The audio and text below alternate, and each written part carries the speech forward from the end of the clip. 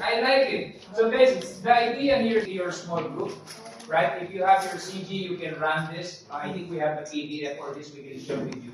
Now we go to so we just want to do a recap that the most importantly the biblical perspective.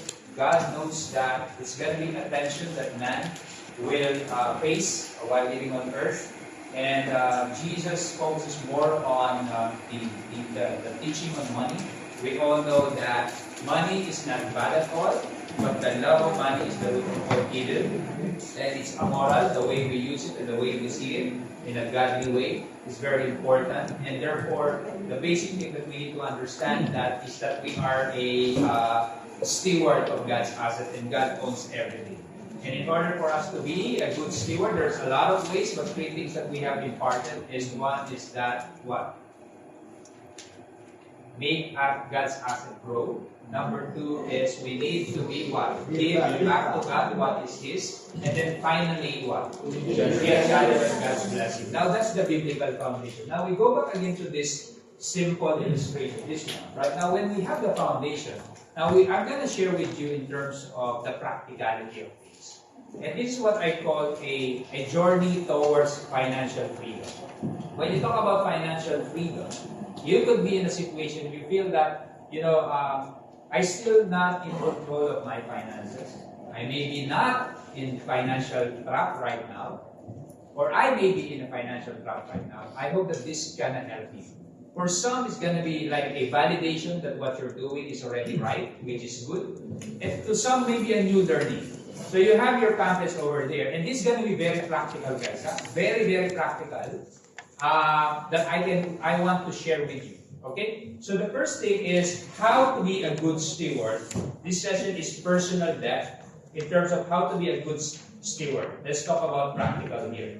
So the step one is I call toward the financial freedom, I call it financial health check. It's about the current state assessment. So, the reality is that for all people that lose weight or start living a healthy lifestyle, most of them, the starting point was when you went to see the doctor, you saw your lab result, and you really don't like it, right? You see a lot of threats. Until such time, you accept the fact that something has to change. That's the only time things will start changing within the way you behave and so on and so forth. Let's say for example, when you decide to be an athlete, the starting point is that you have to tell yourself you're an athlete. Because when you are an athlete, you start living like an athlete, you start eating like an athlete, and you start behaving like an athlete. So in other words, this is a very important thing. Unless you're going to be doing a health check, where do I stand right now? So there are ways that I would like to impart to you in terms of financial health check. Number one is there on your booklet, consider your financial standing. So see, what do you mean by this? Consider your financial standing. That means that just jot down. What are my current assets? How much is my income? How much my expenses? Where do I spend this? And so on and so forth. If you don't have that on records right now, maybe you can start, okay, if I decide I need to do a health check, I will use April as a starting point. I'm going to jot down everything that I spend, little by little. Okay, don't aim for perfection. If you did that 100%, fantastic. If you hit 80%, gives you a ballpark where you stand. Check how much your liability. What is your principal? Don't only look about the monthly installment that you pay. Look at the principal amount. Meaning to say, how much is the outstanding balance? How much the interest I pay?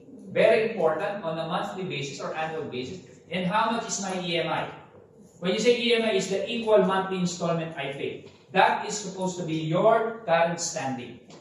Including how much do I give as a support to, including your giving to the church, giving to the charity that you support, giving to your family back home. You need to list down everything. In other words, whatever comes in and whatever comes out, you jot it down. And see for yourself. It's like, imagine, how many of you have performed the lab test, right? Annual checkup, right? You would have all those, how do you call it, bro? Help me. Like, but anyway, I only remember the reds, right? So I know what area I have read. So, in other words, that will tell you an indication where you are. This one is good, this one is not good, so and so on. Then number 2 is that have an honest heart. The most difficult thing about this journey is the acceptance. The denial stage. No, I'm okay. I don't have a problem. Serious, because sometimes when you start looking at the mirror, you see that you always believe that you're so handsome, only to find out the reality is I'm not actually. God, Brian, God bless me with good voice. That's it. You just have to have an honest heart. In other words, oh no, this is not fine. Okay, I will include everything. Then, number 3 is engage your spouse if you're married. Your friend, maybe it could be your accountability, or your CG leader. It's very important when you do the check, you say, the reason why, for example, for those married, for us, I do it with my wife, Michelle. So we talk about this. When we do the financial health check, I do it with my wife, because we are one. So this is a good preparation for those who are transitioning. But if you're single, it's good to have someone like your friend or your CG leader just to form accountability. Because the moment you do the health check, say, I'm struggling with this area. Can you help me? Just to be an accountability. That, if I'm doing this, and checking on me, how's this, how's your spending here, that's very good. That is very good. You cannot build and raise a community. It takes a community to raise a child. Yeah. I believe that also applies in terms of our financial journey. Number 4 is conduct a lifestyle review. Oh, this is important. So now you have a checklist. Kuya Rob, paano kaya ito? Ang dami ko ng followers ngayon sa TikTok. Ang alam nila talagang, oh my God, my day ko talaga namang, my view. Starbucks, tapos meron kang dito. It's okay. So when you talk about conduct a lifestyle review, is that, remember going back to the same principle I told earlier, live within your means. I'm not saying that you guys, change your lifestyle, because sometimes, God has put you in a different position, right? But now, what I'm talking about here is, see whether you are living within your means. Kasi baka naman beyond your means na just to sustain your lifestyle, yun ang problema. Yun ang maganda dito when you talk about financial health check. Check your lifestyle. And then finally, keep an open mind. Open-minded ka ba? Gusto mo bang yumaman? So when they talk about keep an open mind, it's very important that you need to make sure that all possibilities will be there. Because when you start seeing that, let's put it this way, the reason why you're doing this is either you want to get better. To most of the people, they do it because they are already in trouble. Let's be honest about it. You only go to the doctor because you start feeling something. And it's not something that, the Panadol can take care of. You're not saying this an illustration. Then you start seeing the doctor. But seeing the doctor will tell you, unless you accept what the doctor has told you to do, that's the only time the change will happen. In the same manner, even if you list everything here, you follow, but you didn't have an open mind that says that there are things that I need to really do, then that's the thing. So the first step is what? Financial health check and this acronym of check. Consider your financial standing, have an honest heart, engage your spouse or friend, make an accountability, lifestyle review, and keep an open mind.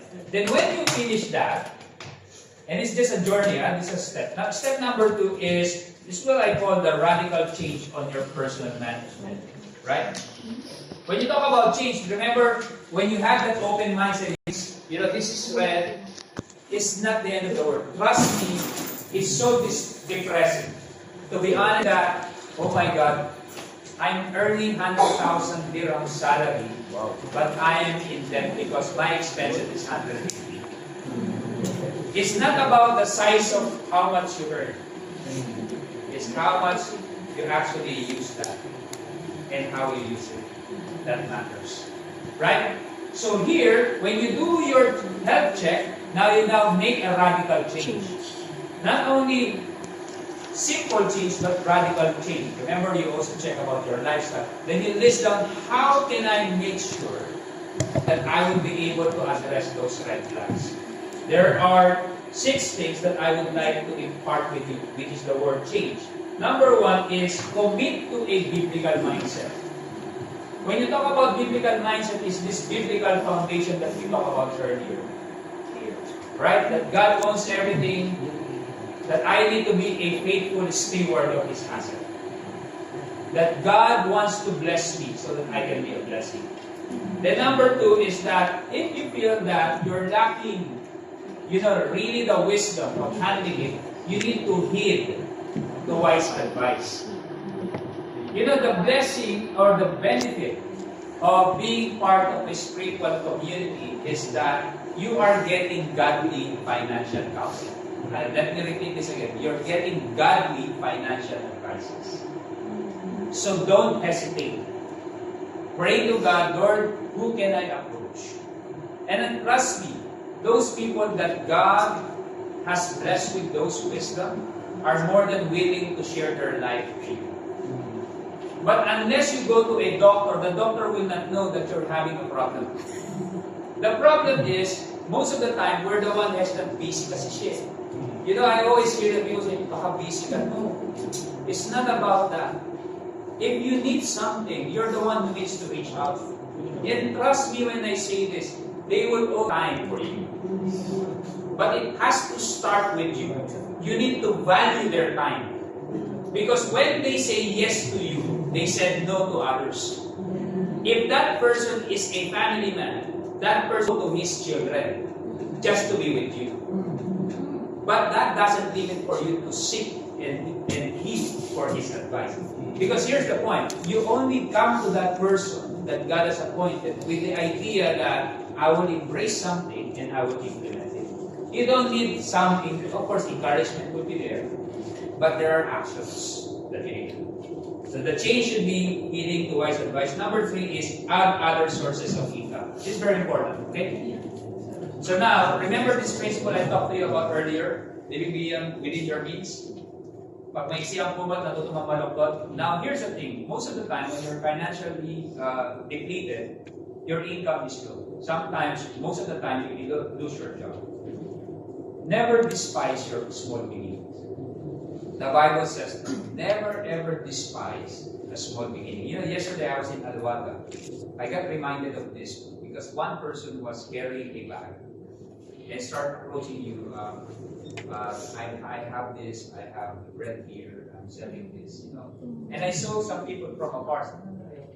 So, but I feel that, putting myself in his shoes is like, I was so encouraged to see that person because he's thinking, he's not, embarrassed about this situation. He's trying to make sure that he's giving all his best to increase his. Here's the reality. Practically, we pray to God and we also move in faith to conquer our fear. So in other words, when you pray, Lord, can you open the door? The door will be open, but you need to also walk. To discern which door is from God, but also to enter that door. So what I'm saying here is that, guys, if you go back again to the biblical foundation, that's why it's very important, is that if God can bless others, He can also bless me. So I just need to make sure that I keep on doing that. Because the reality is that people who are financially trapped right now is either their income is not meeting their expenses. So one of the ways is to add sources of income. This is after you squeeze all your expenses. Kasi syempre, when you do your lifestyle change, etc., try to see which are the necessities and which are the wants. Right? If your income has reduced, therefore some of the things that you used to do, like maybe, okay, I used to do a club membership, now I cannot afford it right now. It's okay. There are seasons like that. Don't be afraid of how people will, sometimes we get hung up about, ano kaya sabihin nila? Right? It doesn't matter. You need to have that security. Then the other thing is that I used to drink, let's say, for example, 5 coffees from Starbucks. No, sorry for the lack of reference. So you just say, I really love Starbucks. So I need to have it. So bili ka na ng puti. Diba yung puti na cup na ganun ng Starbucks. Tapos bumili kayo ng beach 38 lang yun, may French press sa IKEA. I-press mo every morning, dala-dala mo yun. How cool! But, still Starbucks, then you don't spend 25 dirhams. And you still have the swag, right? Coffee? Coffee or me? So, marami pa kayong kakainin. You ask Ate Michelle. So, what I'm saying is that you say, wow, grabe. They have your coffee? You want coffee or me? But anyway, what I'm saying is that add sources of income. Number 4 is negotiating your debt for consolidation. This is very practical and very important. This is where my experience in banking, I will impart a little more. Okay? See, I told you about earlier that you list down all your debts. Credit card, personal loan, personal. Utang nyo sa personal, right? List down everything. Look at the interest rate before you look at the monthly payment. Trust me when I say this, the most expensive is credit card. Most expensive because compounding yan. Right? Compounding. So now when you look at this, you start understanding it, you pay the most expensive one first.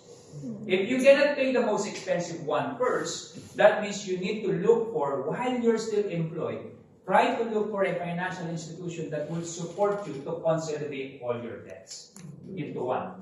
Because paying one personal loan at the interest rate of, let's say, 4.5 to 5% is better than paying a credit card. You're paying minimum at an interest rate of 3%, which is compounding.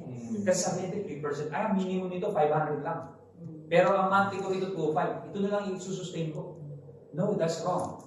I'll tell you something, and I hope that you're not, please, nakapabili. Pakipause lang.